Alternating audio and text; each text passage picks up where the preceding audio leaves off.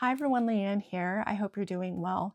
So in this video, I will be talking about all the things that have have been stoking my curiosity and expanding my love for learning. I have a November personal curriculum update, and now for December, I definitely have some updates. I think my learning, the sort of self-study, everything continues to evolve, and what remains the same is definitely my excitement to just gain more knowledge, information, learning in so many domains of my life. So in this video, I'm going to talk about the books that I have read this past month and books that I am currently reading. I'm going to be talking about how I've been documenting my reading in this journal. I'm also going to be talking about this new journaling venture that I have been on, and it's in this traveler's notebook.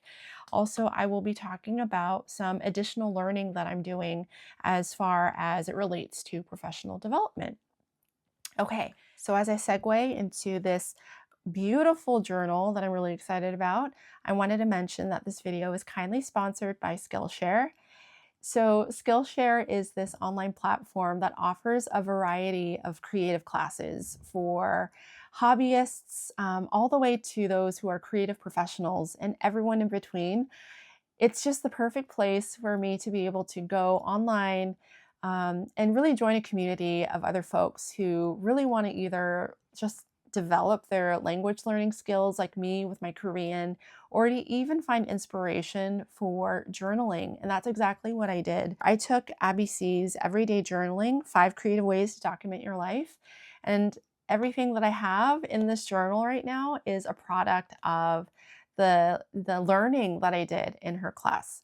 So Skillshare not only makes a great gift for yourself, but also for the loved ones in your life. I encourage you to grab a few gift cards while you're there. And the first 500 people to use my link in the description box or scan the QR code on screen will receive a 1-month free trial of Skillshare. Plus, you can give some Skillshare memberships to your friends and family. So I really encourage you to get started today.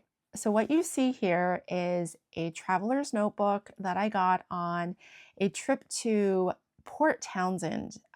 There was a oh my goodness, what do you call it? It was like a caravan campaign that Travelers Company had done last year. And I got to go, and I stood in line for a few hours with my friend Mia. And we happened, well, actually after buying, so I bought this notebook, and after buying it, I came outside and I noticed that the founder himself, Mr. Ijima, was out there autographing, just signing these notebooks. And so I waited in his line and asked if he could sign my notebook. And look at that. It has his autograph. I mean, this is just really special. And ever since I went, let's see here. So ever since that time, when was it? It was November 9th of 2024. I made this one entry and then it was empty. And I think it was a bit of a fear of the blank page. So I did this in November and then it was blank. But then after being on Skillshare, I saw Abby C had a creative journaling class and I promptly took it. I mentioned in my previous video that I was planning on taking this class, and I'm so glad that I did because I'll just do a quick flip through. I just did a few pages. She offered 5 different prompts, but I found the one that I really resonated with as far as like the layout was just like checking in. So I just want to give you a quick flip through. This page was working with, this is what my journaling, like my style as really a newbie, as somebody who's like very new to creative journaling. This is what it looks like. I had already had like the sticker. I was inspired by Jane the Crazy because they use a ton of ephemera, tons of things from like everyday objects. So this reduced banana sticker came from produce that I bought at the grocery store months ago. And so for the longest time, I just had this stuck to the perimeter of the page. And then I just didn't know what to do. But after taking Abby C's class, okay, I just filled this just so that I can say that I've done it and I can turn the page. But look at the next few pages here. Does this look familiar?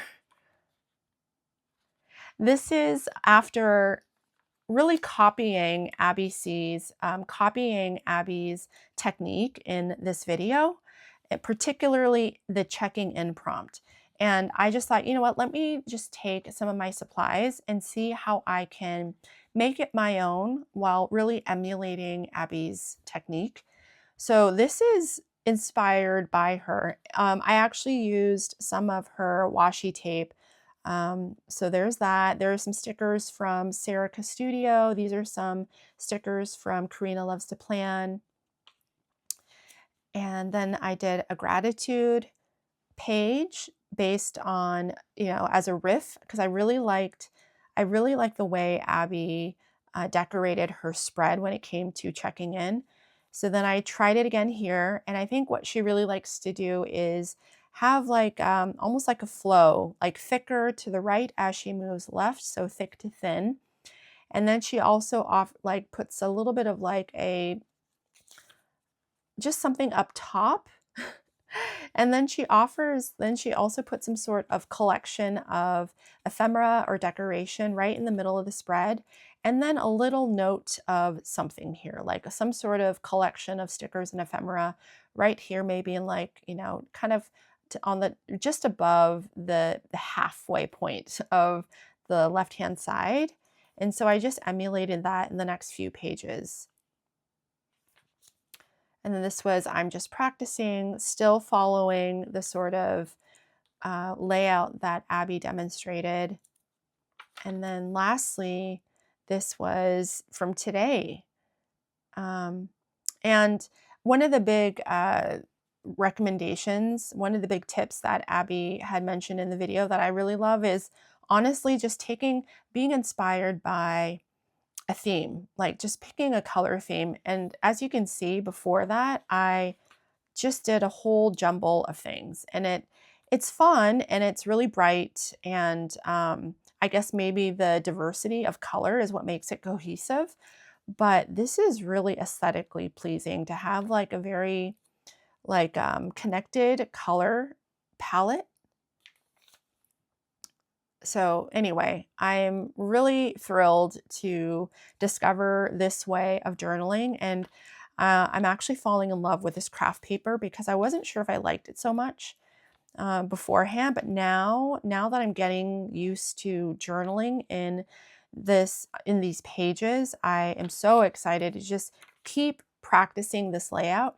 And I really trust that as I keep practicing, I will find ways to make it my own. So this has been really fun. This is really fun learning today. This is my Traveler's Company notebook. This is the first and original notebook or Traveler's Company notebook that I got. It's in the camel color, and I'm noticing that it's just starting to feel more love as I'm just handling it on a regular basis. I see how even there's like a slight indentation right here just because of just the elastic that encloses it. And I'm referring to this on a regular basis because I have been so pleasantly surprised of the amount of reading that I'm doing. So by no means, I am definitely not a booktuber, but I am watching a lot of booktuber content. And folks that I am seeing online, they read 80 books, 100 books, 200 books a year. That's definitely not me, but I am reading way more than honestly I ever have in the past, especially just for pleasure. So let's just go through my reading journal. This is a journal that I made in May 2025, the month right before I started The Artist's Way. And I think what really kicked off this reading journal was reading 100 Years of Solitude. My goodness, how am I forgetting this? 100 Years of Solitude by Gabriel Garcia Marquez. And I started reading this with my daughter because she was reading it for school. And then I finished it in May 2025, and I was really proud of the fact that I could finish this saga, this epic book. It was, I forget how many hundreds of pages, but it was probably the thickest book I've ever read. And after that, I just started reading. I just started picking up the pace a little bit with my reading. So that was one book. That was the first, maybe it was a second book that I finished in by March of 2025. So anyway, since then, I am so proud to say that I have read one, two, three. Let's go to the books that I finished. I read 1, 2, 3, 4, 5, 6, 7, 8. I read 8 books since March of 2025. Now that is huge. I think just to make myself feel better, I wrote these 4 books that I read in like the last 5 years. Crying in H Mart, Pachinko by Minjin Lee, Crying in H Mart by Michelle Zauner, Minor Feelings by Kathy Park Hong, and Just Mercy by Brian Stevenson. And I'm just so proud of the fact that in November, I read, where is that book? I read 2 books. I read The Vegetarian by Han Gang, and before I finished this, I was actually in the middle of reading Little Fires Everywhere by Celeste Ng. I took a pause, not sure why. I think I was just losing a little bit of attention and steam. I came across The Vegetarian, that's right, because in my previous video in November, my husband was reading it and he was gripped. He read this in less than 24 hours and I was intrigued. And I read it in less than 24 hours as well. So it was pretty amazing. I was so surprised that I would enjoy a book so much. And because I loved The Vegetarian and talked about it in my previous video, I cannot remember the commenter's name right now, but I'm going to have their handle on screen. But I have to thank them because they said, Liane, if you love The Vegetarian, then you have to give Human Acts a try. And I took their word for it. And I stopped reading Little Fires Everywhere. No, what did I end up doing? Let's look at my log, because I think I ended up finishing Little Fires Everywhere first, and then I started reading Human Acts. Yeah. So I finished Little Fires Everywhere. I wanted to make sure that I just finished the book once I wanted to finish the book once I actually got started on Human Acts. I wanted to make sure that I gave this book a fair shake. And long story short, it felt like I was watching a Netflix series, and I think Little Fires Everywhere is on Netflix.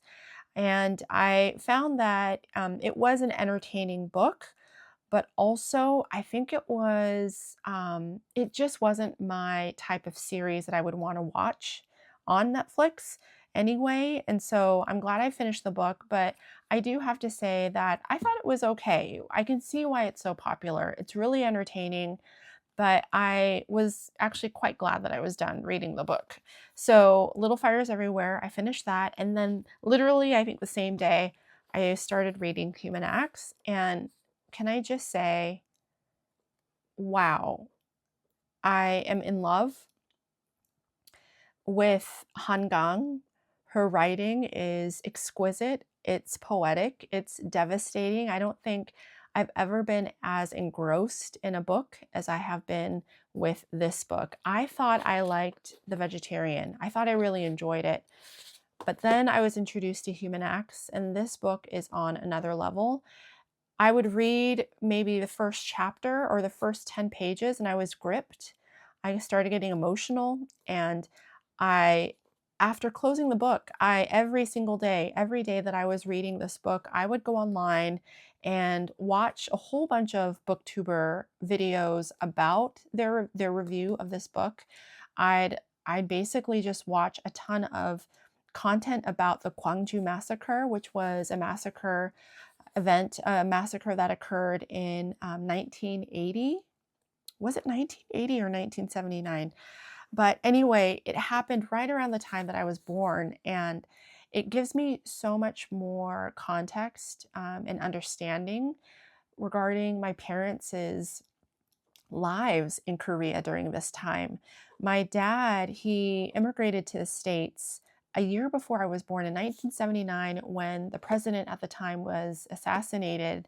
And in the prologue here, the author gives a bit of a background of the socio-political background of Korea at that time. And I was just gripped. I was devastated. I cried. I thought I had never I had never seen life or the lack of life through the eyes of a ghost. And it's like a part ghost story, it's part like literary fiction, or it's part like historical fiction.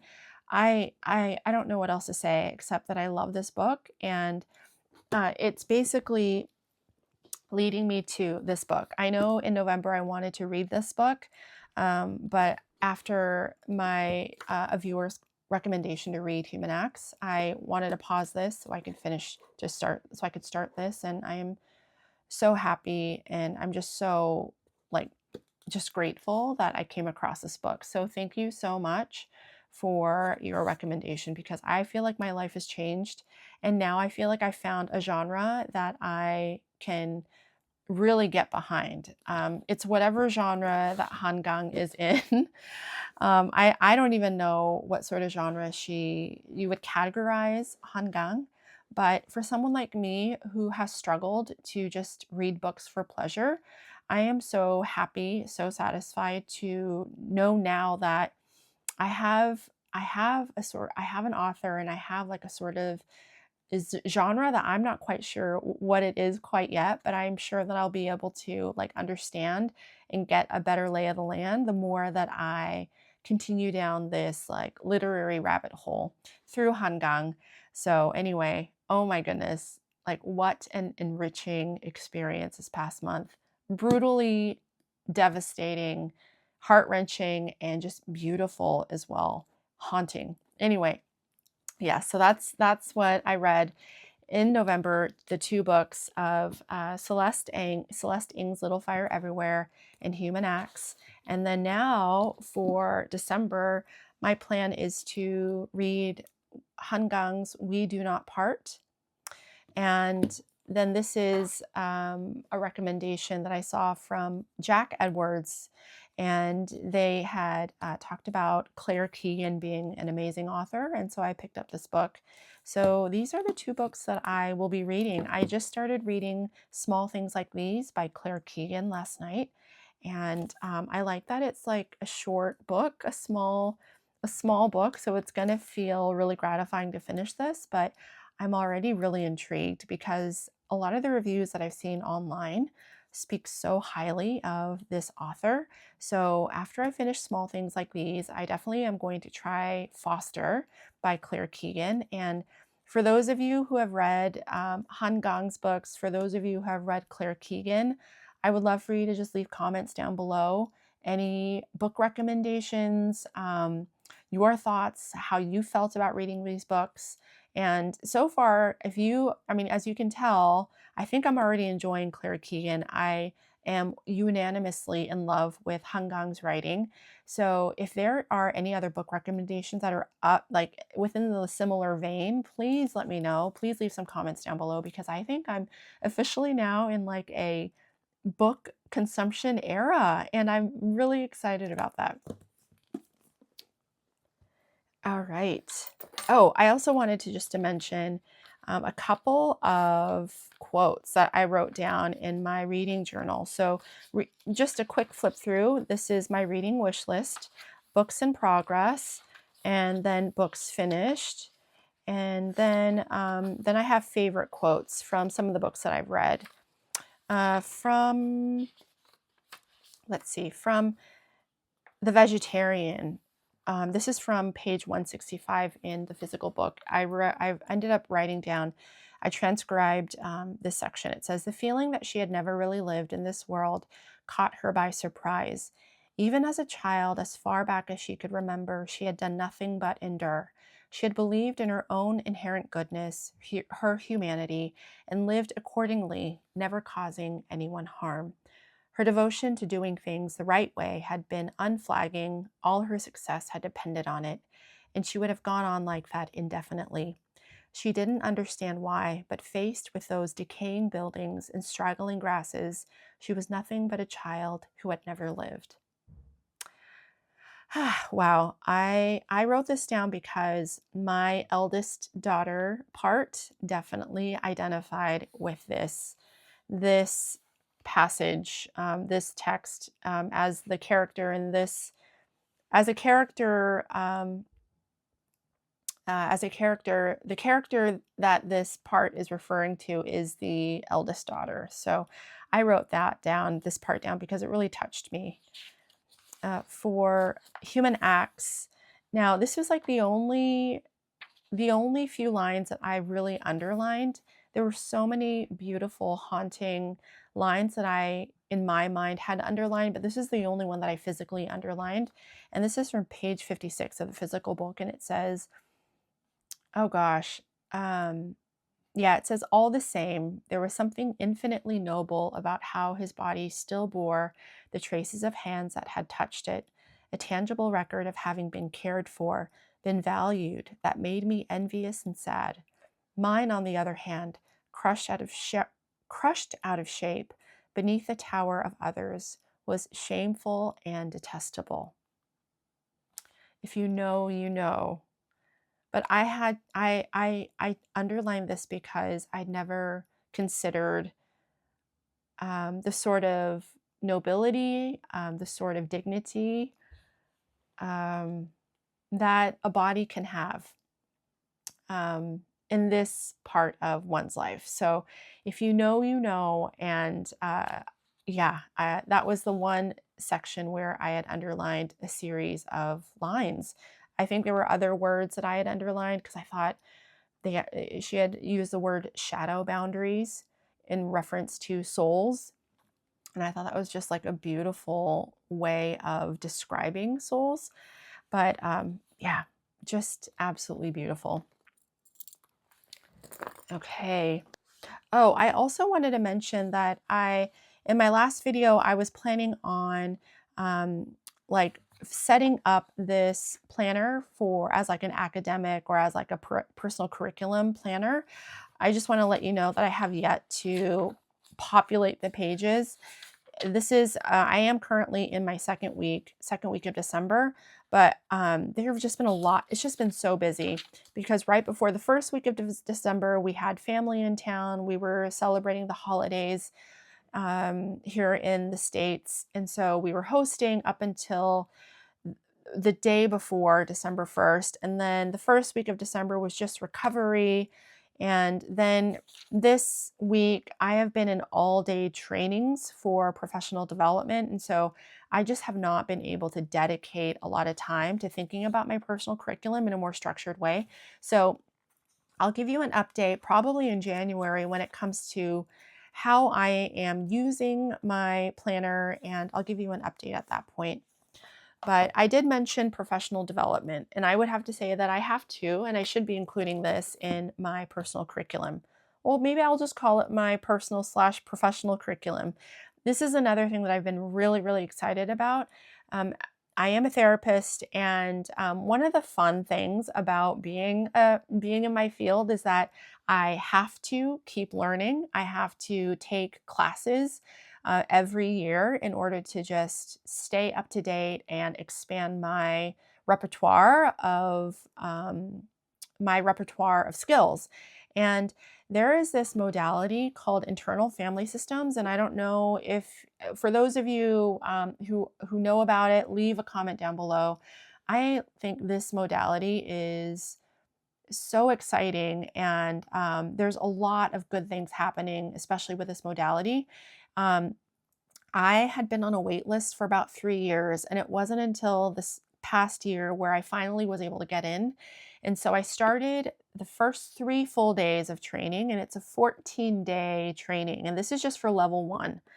But I'm going to figure out how I'm going to incorporate this into my curriculum, because I really do think that, this is professional development, but as a therapist, all of the professional development that I gain, that I learn, it really impacts and positively influences my life as as an individual with my friendships, my families, but obviously, of course, with my therapy work as well. So right now, I'm only on day 3 out of day 14, and thankfully it's spread out over 4 months. So I'm done with the first wave of consecutive days of classes. But I think just to kind of stay on track and stay really fresh with the material, I want to be able to incorporate just going through this manual on a regular basis to just stay in it and really develop my skills with this modality. All right. Well, I think that is it for this month's video. But so happy holidays. I will see you in my next video. And I think that's it. All right. Take care. Bye.